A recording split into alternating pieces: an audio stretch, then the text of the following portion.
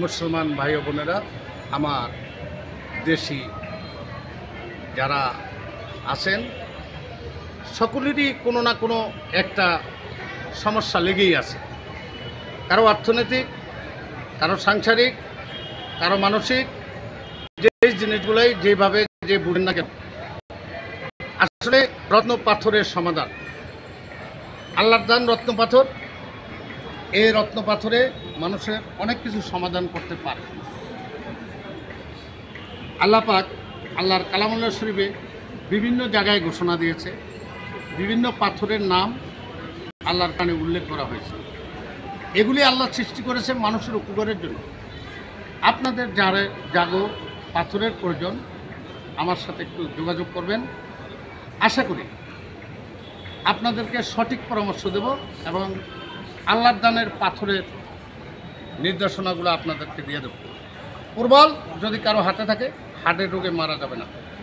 ঠিক তদ্রূপ আপনি যদি মুক্তা হাতে থাকে, তার চেহারা উজ্জ্বল থাকে। মুক্তা এই কাজ করে, আপনি তো জানেন যে চন্দ্র আনায়ন। আর ক্যারসাই যার হাতে থাকবে, শত্রু দুশমনের হাত থেকে রক্ষা পাবে, হাতে সর্বক্ষণ টাকা পয়সা থাকবে।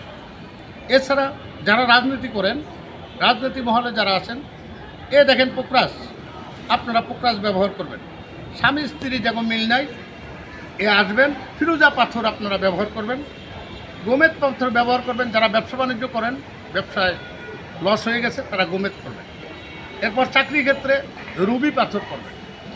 আমি আপনাদেরকে অনেকগুলো দিক নির্দেশনা দিয়েছি। সাক্ষাতের সকল কথাই হবে।